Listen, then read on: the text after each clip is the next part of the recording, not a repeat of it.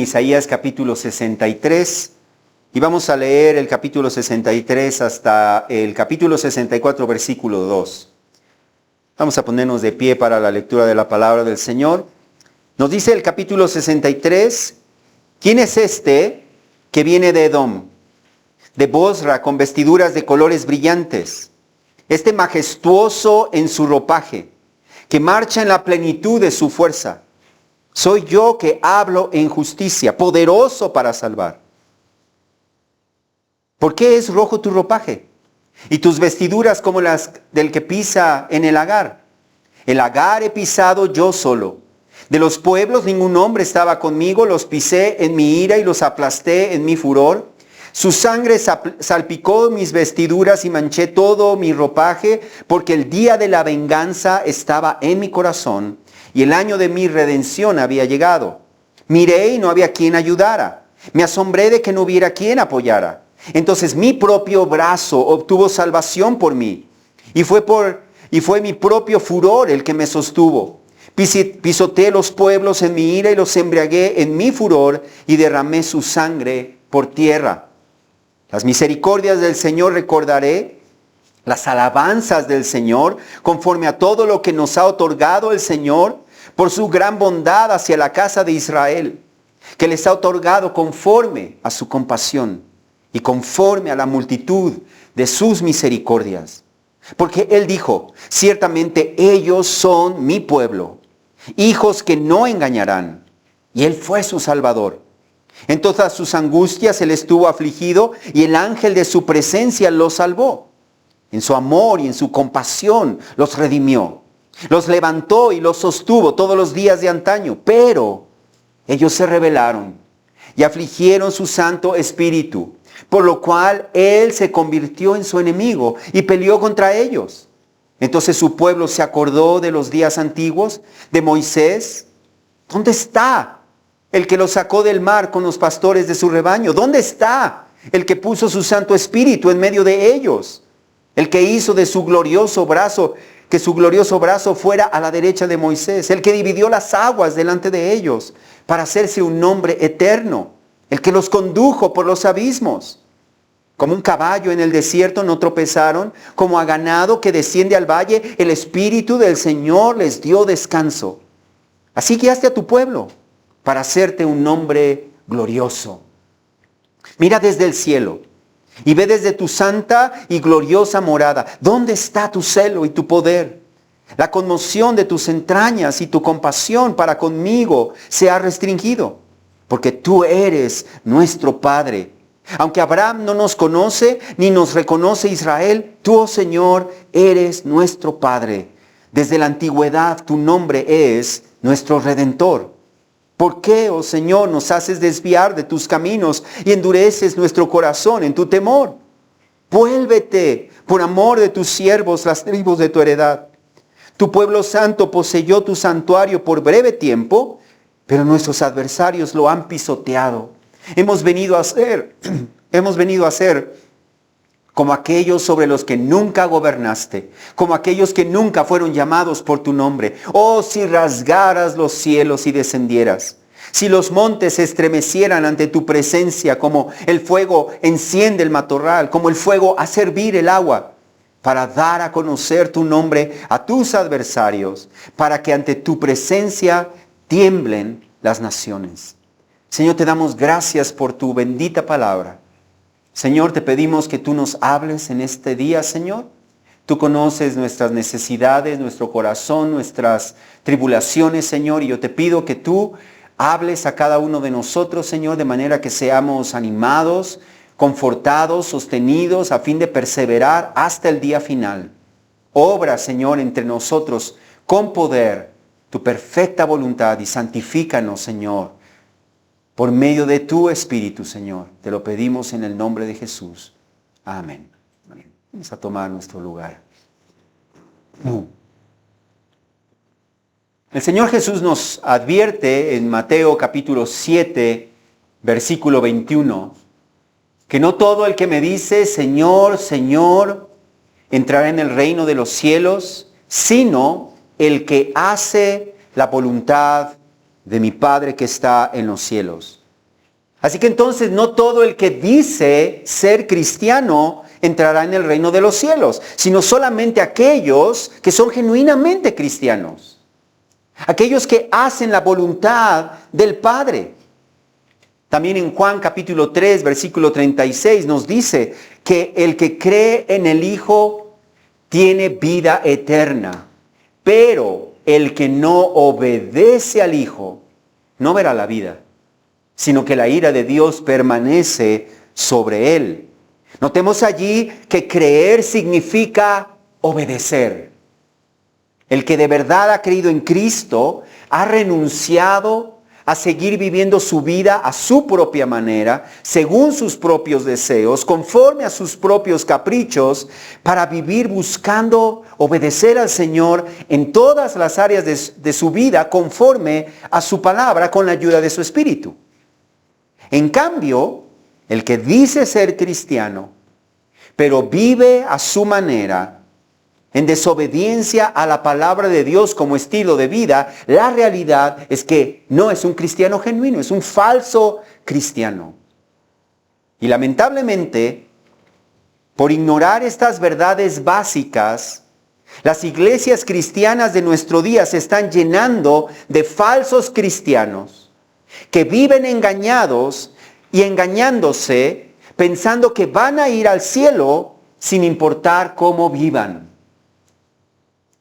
Y los pastores que no confrontan el pecado en la iglesia, los pastores que no aplican la disciplina en la iglesia, los pastores que no enseñan a las ovejas a examinarse a sí mismos para ver si están en la fe o no, son cómplices de este mal. Pues lo mismo estaba sucediendo entre los judíos que regresarían, o lo mismo sucedería entre los judíos que regresarían del cautiverio babilónico. Ellos serían salvados por la mano de Dios de la cautividad. Ellos regresarían a su tierra, pero muchos seguirían viviendo conforme a la corriente del mundo, en desobediencia a la palabra del Señor. De allí que entonces la justicia del pueblo de Dios no salió como el resplandor y su salvación no brilló como una antorcha, como el Señor les había dicho en el capítulo 62, versículo 1. Ellos no eran una corona de hermosura en la mano del Señor. Y su tierra seguía siendo una desolación, o seguiría siendo una desolación.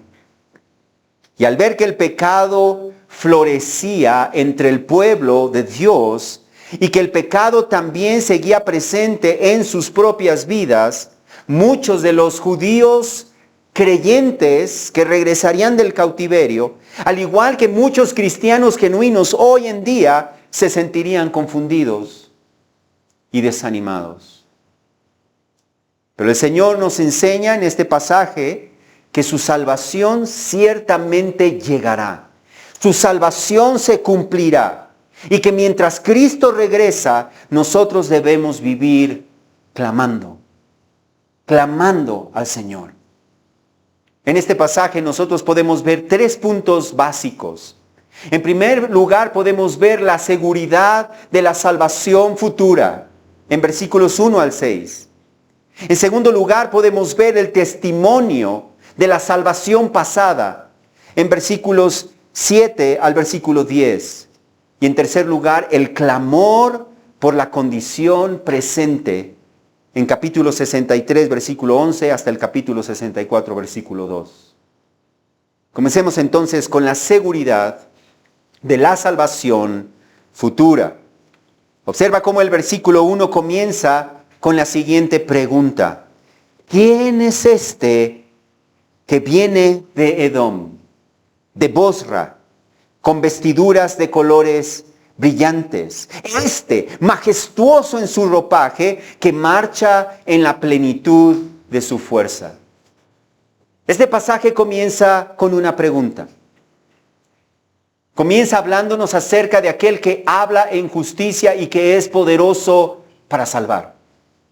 Ahora bien, ya en capítulo 62, versículo 11, el Señor le había dicho a su pueblo, tu salvación viene. Tu salvación viene. Así que el pueblo de Dios estaba esperando la salvación del Señor. Y ahora el Señor nos pinta, nos muestra la imagen de un centinela que está montado en su torre, sobre la muralla, vigilando, cuando de pronto a la distancia ve que se acerca un guerrero. Un guerrero que viene de la batalla. Que viene de la batalla contra Edom y su capital, que era Bosra. Ahora bien, los edomitas eran los descendientes de Esaú, el hermano de Jacob. Pero a lo largo de la historia, los edomitas continuamente se habían levantado en contra de sus hermanos, los israelitas. Continuamente se levantaron como enemigos contra ellos, atacándolos, oprimiéndolos, saqueándolos, despojándolos.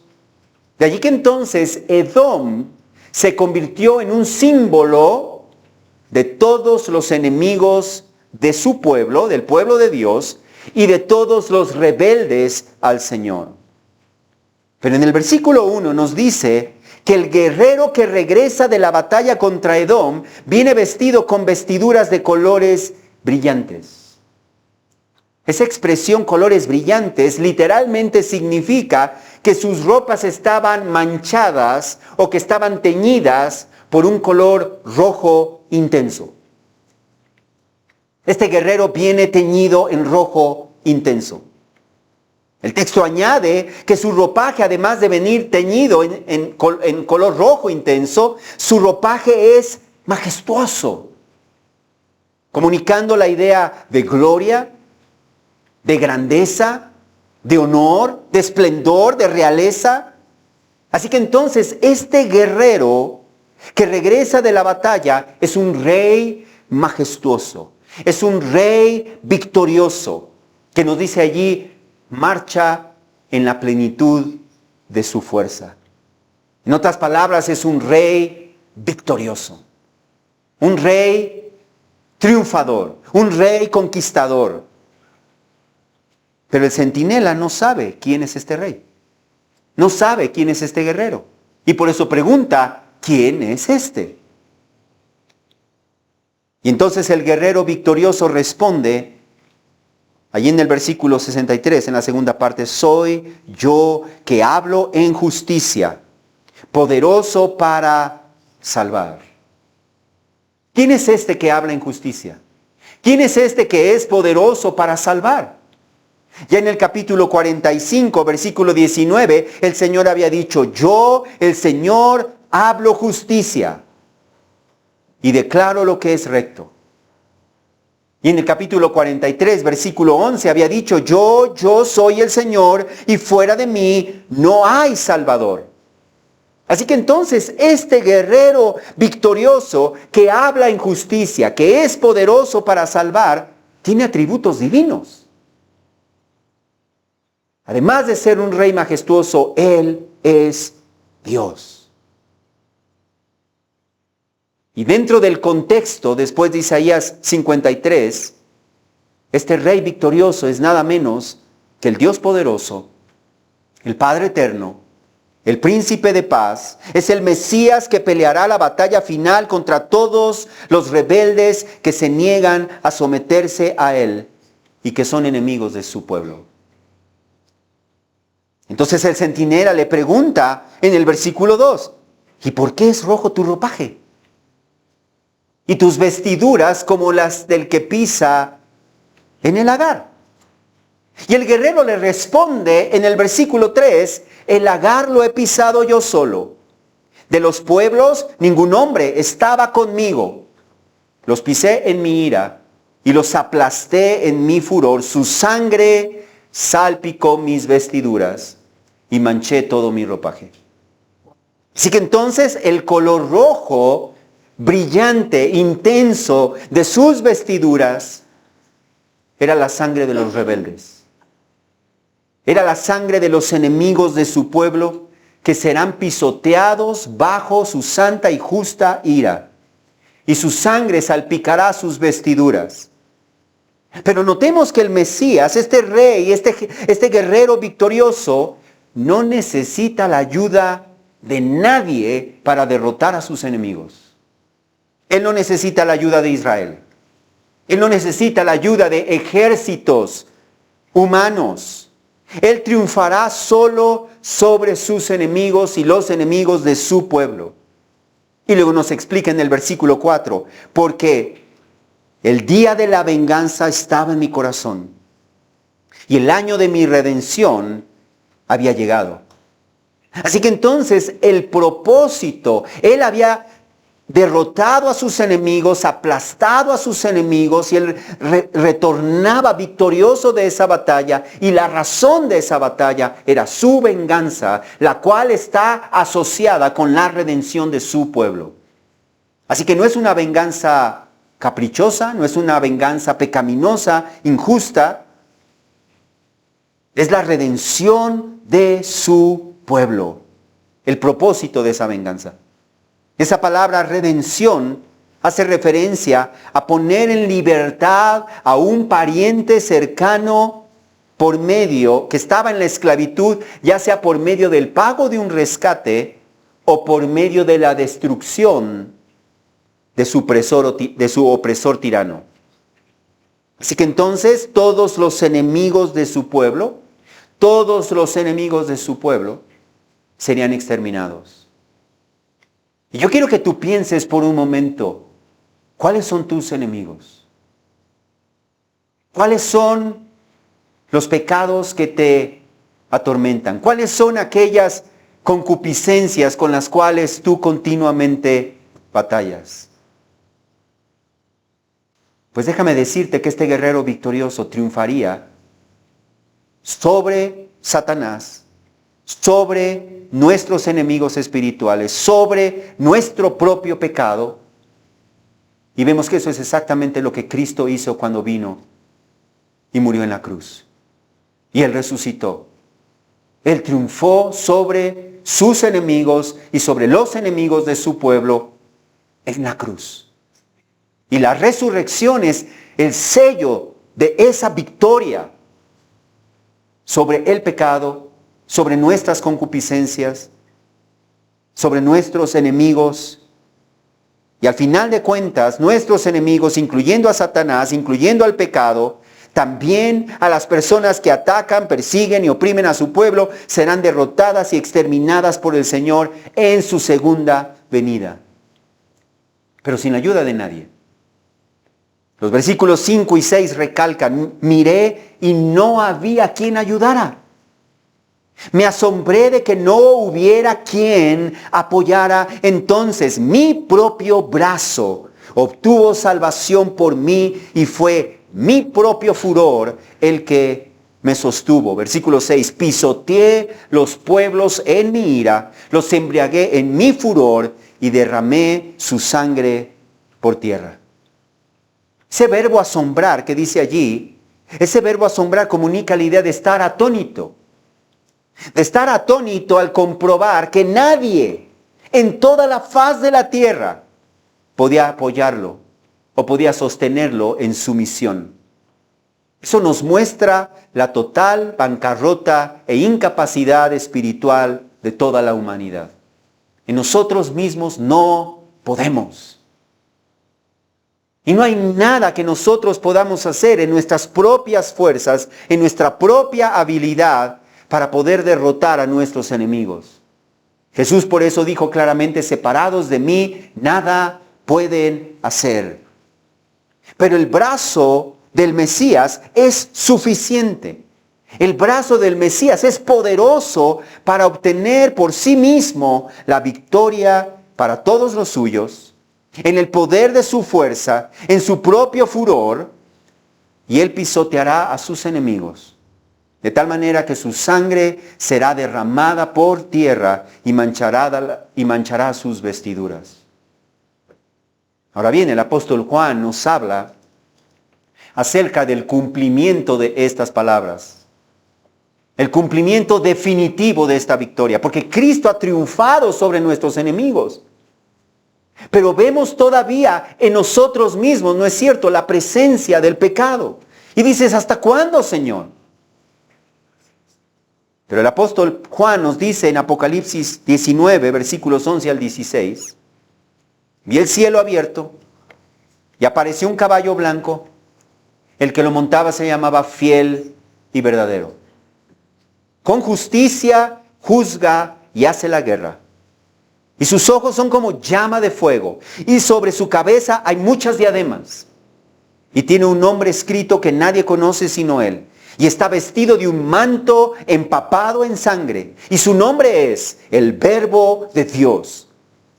Los ejércitos que están en los cielos vestidos de lino fino, blanco y limpio, los seguían sobre caballos blancos. Y de su boca sale una espada afilada para herir con ella a las naciones. Y las regirá con vara de hierro. Él mismo pisa el lagar del vino del furor de la ira del Dios Todopoderoso, y en su manto y en su muslo tiene un nombre escrito: Rey de Reyes y Señor de Señores. Y el versículo 21 concluye que los rebeldes fueron muertos con la espada que salía de su boca, de la boca de aquel que montaba sobre el caballo, y todas las aves se saciaron de sus carnes. El Señor nos enseña en el libro de Apocalipsis que al final de cuentas no solamente los ejércitos enemigos que se levantan contra su pueblo serán aplastados, sino nos enseña que aún Satanás mismo, el diablo, dice en capítulo 20, versículo 10, el diablo que los engañaba fue arrojado al lago de fuego y azufre, donde también están la bestia y el falso profeta, y serán atormentados día y noche por los siglos de los siglos. Y los rebeldes cuyos nombres no estaban escritos en el libro de la vida, nos añade en versículo 15, fueron arrojados al lago de fuego. Así que entonces el Señor exterminará a sus enemigos, a los rebeldes, a los incrédulos, a Satanás mismo. Pero no debe sorprendernos esta intervención que el Señor nos promete acerca de la salvación futura, como si el Señor jamás hubiera intervenido en la historia de la humanidad. Porque sería un motivo de cuestionarnos, decir, bueno, jamás hemos visto al Señor intervenir en la historia de la humanidad. ¿Qué seguridad tenemos de que esta salvación del guerrero victorioso se hará realidad? Y eso nos trae a nuestro segundo punto, que es el testimonio de la salvación pasada. Porque recordemos que el Señor ha intervenido en la historia de la humanidad y simplemente Él nos habla acerca de la ocasión en que Él salvó al pueblo de Israel de la opresión de Egipto con señales y prodigios. Él intervino en la historia. Y por eso en versículo 7 de nuestro pasaje nos dice: las misericordias del Señor recordaré. Las alabanzas del Señor conforme a todo lo que nos ha otorgado el Señor por su gran bondad hacia la casa de Israel, que les ha otorgado conforme a su compasión y conforme a la multitud de sus misericordias. Observa cómo estos versículos fortalecen nuestra fe al recordarnos que el Señor ya ha intervenido en la historia. Él salvó al pueblo de Israel de la esclavitud, de la opresión en Egipto, y nos dice allí, a causa de su infinita misericordia. Ellos fueron salvados, como dice el versículo 8, porque Él dijo: ciertamente ellos son mi pueblo, hijos que no engañarán, y Él fue su Salvador. Notemos allí que el Señor decidió unilateralmente adoptar al pueblo de Israel como su pueblo. Adoptar al pueblo de Israel como sus hijos por su gran misericordia y compasión. Él los adoptó como sus hijos, no porque ellos fueran fieles, sino para que ellos fueran fieles. Para que ellos fueran obedientes. Para que ellos no engañaran, que fueran hijos que no engañaran. Y el Señor fue su Salvador. Él decidió salvarlos del poder opresor, del poder tirano de Egipto. Y en versículo 9 añade que en todas sus angustias, escucha esto, que en todas sus angustias Él estuvo afligido. Y el ángel de su presencia los salvó. En su amor y en su compasión los redimió. Los levantó y los sostuvo todos los días de antaño. Así que entonces el Señor no es un Dios distante. Nuestro Dios no es un Dios indiferente a nuestro sufrimiento. No es un Dios desinteresado e insensible al sufrimiento de sus hijos. Antes bien, Él conoce, Él entiende, Él se compadece de nosotros en nuestras angustias, en nuestras aflicciones, en nuestras tentaciones, en nuestro sufrimiento. Muestra de ello es que en el capítulo 2 del libro de Éxodo, en versículos 23 al 25 nos dice que los israelitas gemían a causa de la servidumbre y clamaron. Y su clamor subió a Dios a causa de su servidumbre. Escucha esto. Y Dios oyó su gemido y se acordó de su pacto con Abraham, Isaac y Jacob. Dios miró a los israelitas y los tuvo en cuenta.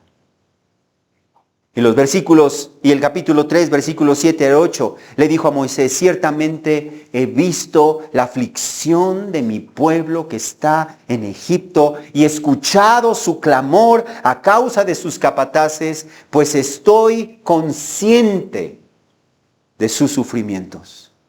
Así que he descendido para librarlos de mano de los egipcios y para sacarlos a aquella tierra, a una tierra buena y espaciosa, una tierra que emana leche y miel. El Señor se compadeció de su pueblo, el Señor vio su aflicción.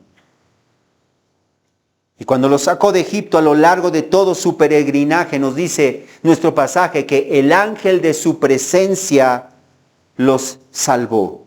En su amor y en su compasión los redimió, los levantó y los sostuvo todos los días de antaño. ¿Quién es este ángel de su presencia? Este ángel de su presencia también es conocido en el Antiguo Testamento como el ángel de Yahvé. El ángel de Yahvé. Así que entonces el ángel de su presencia o el ángel de Yahvé es lo que se conoce como una cristofanía. ¿Qué es una cristofanía? Es una manifestación visible del Señor Jesucristo en el Antiguo Testamento antes de su encarnación. Así que entonces Cristo guió y acompañó al pueblo de Israel en su peregrinar por el desierto. Él estuvo con ellos. De la misma manera que Él está con cada uno de nosotros a través de la habitación de su Espíritu, que Él ha hecho morar en cada creyente genuino. Así que no estamos solos. Y en nuestras luchas, en nuestras batallas, en nuestras aflicciones, aun cuando nosotros nos sentimos solos, el Señor está allí con nosotros. El Espíritu Santo no va y viene como en el Antiguo Testamento. El Espíritu Santo habita en nosotros. Así que cuando tú te sientes solo, tienes que hablarte a ti mismo y decir: en realidad no estoy solo. El Señor está conmigo. Pero ¿cómo respondió Israel? El versículo 10 nos dice un pero. Pero, qué lamentable es cuando nosotros vemos la manifestación de la gloria del Señor y la presencia del Señor entre su pueblo y nos encontramos con un pero. ¿Cuál es este pero? Ellos se rebelaron y afligieron su Santo Espíritu. Ellos se rebelaron, y afligieron su Santo Espíritu, por lo cual el Señor se convirtió en su enemigo y peleó contra ellos. En lugar de ser los hijos obedientes, los hijos fieles, los hijos sinceros, íntegros, que el Señor quería que ellos fueran, ellos fueron un pueblo rebelde, desobediente y afligieron a su Santo Espíritu. En versículos 8 al 10, nosotros encontramos una clara referencia a la Trinidad en el Antiguo Testamento. Observa cómo en el versículo 8 hace mención del Padre, que llama al pueblo como sus hijos. En versículo 9 hace mención del Hijo. Y en versículo 10 hace mención del Espíritu Santo, al cual los israelitas afligieron. Así que entonces la Trinidad estuvo presente en la redención de su pueblo. La Trinidad estuvo presente en su caminar, en su peregrinaje por el desierto hacia la tierra prometida. Y el hecho de que el Espíritu Santo haya sido afligido por ellos nos demuestra que el Espíritu Santo no es una fuerza, ni un poder, como enseñan los testigos de Jehová, porque una fuerza o un poder no pueden ser afligidos. El que pueda ser afligido demuestra que el Espíritu Santo es una persona divina, es una subsistencia divina. Tiene atributos de personalidad. Y como los israelitas lo afligieron con su pecado, con su rebeldía, con su desobediencia, Él se convirtió en su enemigo y peleó contra ellos. ¿Puedes imaginarte eso?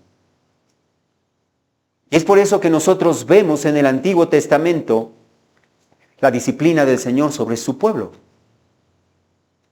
De toda esa generación que salió y vio la mano poderosa del Señor en Egipto, de toda esa generación, solamente Josué y Caleb entraron en la tierra prometida. Todos los demás fueron quedados tendidos en el desierto, fueron muriendo a lo largo de ese peregrinaje. Y es por eso que siglos después, a causa también de su desobediencia obstinada, el reino de Israel fue arrasado y llevado cautivo por los asirios. Por esta misma causa, el reino de Judá también fue posteriormente llevado cautivo a Babilonia. Y aún hasta el tiempo presente, Israel sigue estando bajo la disciplina del Señor. Y de la misma manera el Señor sigue siendo enemigo de aquellos que viven su vida a su antojo, en desobediencia a la palabra de Dios, aunque ellos se encuentren entre el pueblo de Dios.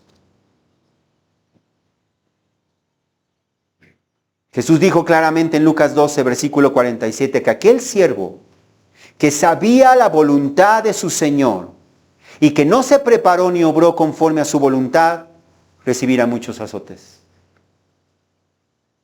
De Dios nadie se burla, hermanos. Nadie. Entre su pueblo, Él conoce a cada uno de los que están entre su pueblo y el Señor conoce a los que son suyos. De manera personal, de manera individual. Y ninguno de los que no son parte de su pueblo se va a filtrar a su reino. Ni uno solo. Porque de Dios nadie se burla. El apóstol Pedro nos dice también en su primera carta, capítulo 3, versículo 12, que el rostro del Señor está contra los que hacen el mal. Él es enemigo de los que hacen el mal. Aunque ellos estén en una iglesia cristiana. Así que entonces vemos la victoria del guerrero triunfador. Vemos nuestro contexto de lo que está sucediendo hoy en día en la iglesia, de la misma manera que los israelitas creyentes verían la multiplicación del pecado entre su pueblo. Y también vemos la presencia del pecado en nuestra propia vida. Y decimos, ¿qué debemos hacer entonces? ¿Qué debemos hacer? Y eso nos trae a nuestro tercer punto, que es el clamor por la condición presente. El clamor por la condición presente. Los versículos 11 al 14 nos dicen que cuando el pueblo de Israel, que había vuelto del exilio, se acordó de los días antiguos de Moisés, se preguntarían, ¿dónde está? ¿Dónde está el Señor? ¿Dónde está el que sacó del mar, el que lo sacó del mar con los pastores de su rebaño? ¿Dónde está el que puso su Santo Espíritu en medio de ellos? El que hizo de su glorioso brazo fuera a la derecha de Moisés, el que dividió las aguas delante de ellos para hacerse un hombre eterno, el que los condujo por los abismos. ¿Dónde está? Dice allí, como un caballo en el desierto no tropezaron, como a ganado que desciende al valle, el Espíritu del Señor les dio descanso. Así guiaste a tu pueblo para hacerte un hombre glorioso. Y esa misma pregunta ha pasado por la mente de muchos judíos. Y esa misma pregunta ha pasado por la mente de muchos cristianos a lo largo de la historia de la iglesia. ¿Dónde está el Señor? ¿Dónde está el Señor mientras la iglesia sufre persecución? ¿Dónde está el Señor mientras el pecado y las falsas doctrinas florecen en medio de la iglesia? ¿Dónde está el Señor en medio de nuestro sufrimiento? ¿Dónde está el Señor? ¿Dónde está el que hizo todas esas grandezas en el Antiguo Testamento? Y no solamente eso, sino que el apóstol Pedro nos dice en su segunda carta, capítulo 3, versículos 3 y 4, que incluso vendrán burladores con su sarcasmo, siguiendo sus propias pasiones y diciendo, ¿dónde está la promesa de su venida? Porque desde que los padres durmieron, todo continúa tal y como estaba desde el principio de la creación. Pero el versículo 9 nos asegura que el Señor no se tarda en cumplir su promesa. Según algunos entienden la tardanza, escucha eso, sino que Él es paciente para con ustedes, no queriendo que ninguno perezca, que nadie perezca, sino que todos vengan al arrepentimiento. Es que entonces el Señor es paciente y Él nos llama continuamente al arrepentimiento. Él nos llama a no amoldarnos a este mundo, al no conformarnos a este mundo, a no hacer las paces con el pecado. Y al reflexionar en las misericordias del Señor con la generación que salió de Egipto, el pueblo de Israel clamaría con las palabras que vemos en versículos 15 y 16. Mira desde el cielo y ve desde tu santa y gloriosa morada, ¿dónde está tu celo y tu poder? La conmoción de tus entrañas y tu compasión para conmigo se han restringido, porque tú eres nuestro Padre. Aunque Abraham no nos conoce ni nos reconoce Israel, tú, Señor, eres nuestro Padre. Desde la antigüedad tu nombre es nuestro Redentor. Notemos entonces que en medio de la confusión al ver su contexto, en medio de la confusión al ver el pecado, en medio de la confusión al ver la ciudad desolada, en medio de la confusión al ver su propio pecado, en medio de la confusión, aunque ellos se preguntaran dónde está Dios, dónde había quedado ese celo, ese poder del Señor a favor de su pueblo, los israelitas creyentes clamarían al Señor confiadamente. Confiadamente. Pero no sobre la base de que ellos eran hijos de Abraham, de que ellos eran hijos de Israel o de Jacob. Tampoco sobre la base de sus buenas obras, ni de su buen comportamiento religioso o de sus propios méritos, sino sobre la base del amor paternal del Señor. Sobre la base de su fidelidad como redentor de su pueblo.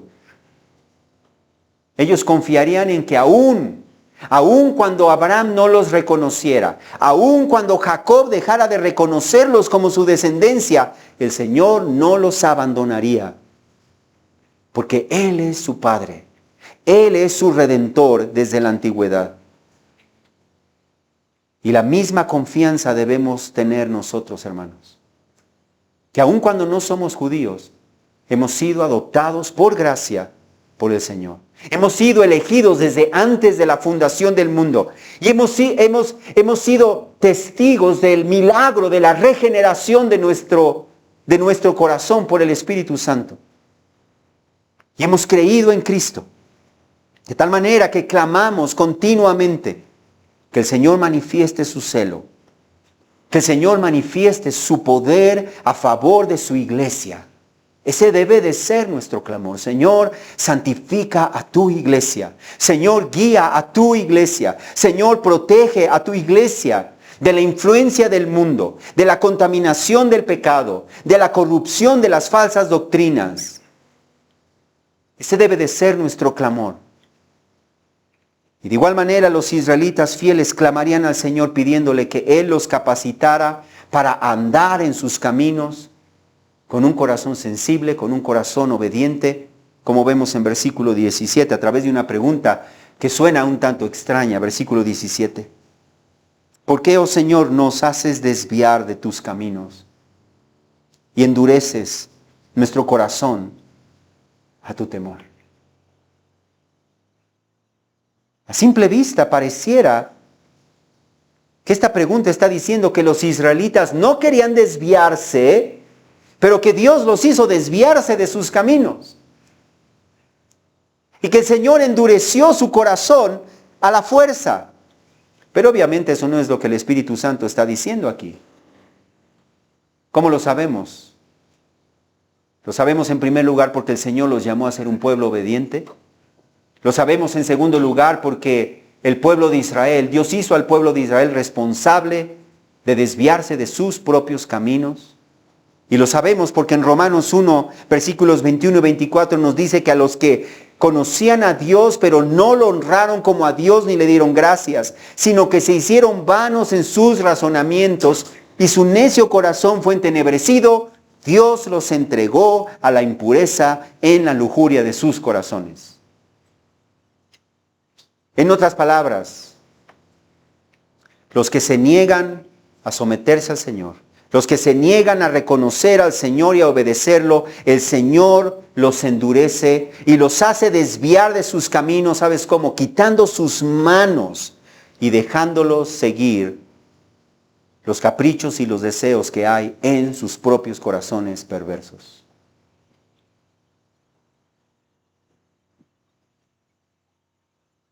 Esa es la manera en la que el Señor endureció el corazón de Faraón. El Señor lo dejó, quitó las manos y dijo, la manera en que el Señor nos endurece, lo peor que el Señor puede hacer es quitar sus manos y dejarte seguir tu propio corazón. Porque tu propio corazón no terminará en otro lado, no te guiará a otro lado que a tu propia destrucción. Así que entonces, nosotros debemos clamar continuamente en nuestro corazón, Señor, no me dejes seguir los deseos de mi propio corazón. Señor, no me dejes endurecerme siguiendo a mi propio corazón. No me entregues a la dureza de mi propio corazón para vivir conforme a mis propios caprichos, a mis propios deseos. No dejes que mi corazón se endurezca por el engaño del pecado. Ese debe de ser nuestro clamor continuamente. Porque solamente si el Señor en su bondad mantiene nuestro corazón avivado, es que nuestro corazón va a continuar caminando con Él. Es el Señor quien nos hace perseverar. Y el Señor ha prometido hacer perseverar a los que son suyos. A los que son suyos. Y por eso el versículo 17, el pueblo de Israel clamaría, vuélvete, vuélvete por amor de tus siervos, las tribus de tu heredad. Y versículos 18 y 19 añaden, tu pueblo santo poseyó tu santuario por breve tiempo, pero nuestros adversarios lo han pisoteado. Hemos venido a ser como aquellos sobre los que nunca gobernaste, como aquellos que nunca fueron llamados por tu nombre. Y por eso también nosotros debemos clamar, Señor, mira nuestra terrible condición. Mira la condición de tu iglesia, de tu pueblo, que se está corrompiendo, que se está desviando de la sana doctrina, de la fidelidad, de ser hijos que no engañarán, de una vida piadosa y obediente a ti. Observa que los falsos maestros y los falsos profetas están desviando a tu pueblo de la fidelidad a tu palabra, que están distorsionando y pisoteando el evangelio. Y que muchos siguen viviendo como si tú no fueras Señor. Y como si tu iglesia no fueran aquellos que llevan tu nombre. Mira, oh Señor, y vuélvete hacia tu pueblo. Vuélvete hacia nosotros. Versículos y capítulo 64 concluye diciendo, oh, si rasgara los cielos y descendieras, si los montes se estremecieran ante tu presencia, como el fuego enciende el matorral, como el fuego hace hervir el agua, para dar a conocer tu nombre a tus adversarios, para que ante tu presencia también tiemblen las naciones. Y eso es justamente lo que el Señor hará un día. Él descenderá del cielo. Él descenderá del cielo y Él acabará con sus enemigos. Él exterminará a sus adversarios. Y cuando el Señor descienda con poder en su segunda venida, Él dará a conocer su nombre a sus adversarios para que tiemblen ante su presencia. Y por eso es que Hebreos 9, versículos 28 nos recuerda que Cristo, habiendo sido ofrecido una vez para llevar los pecados de muchos, Él aparecerá por segunda vez, sin relación con el pecado, para salvación de los que ansiosamente lo esperan. Yo te pregunto, ¿vives esperándolo ansiosamente? Porque aquellos que viven ansiando su venida, dice el apóstol Juan, deben esforzarse por vivir como Él vivió.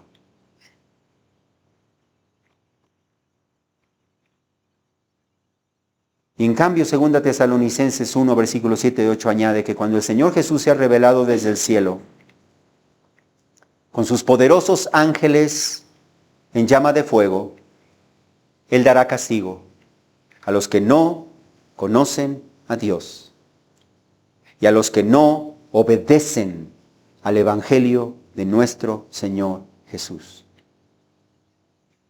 Ellos sufrirán el castigo de una eterna destrucción, excluidos de la presencia del Señor y de la llama de su poder. Y por eso continuamente nosotros clamamos, ven, Señor Jesús. El pueblo de Dios vive clamando, ven, Señor Jesús. Porque cuando eso suceda, entonces se consumará nuestra salvación. Nuestros enemigos serán completamente exterminados. Y entonces disfrutaremos de una comunión perfecta con el Señor. Y viviremos en su presencia, sin el temor a nuestros enemigos, sin la presencia del pecado, sin batallar más con las tentaciones.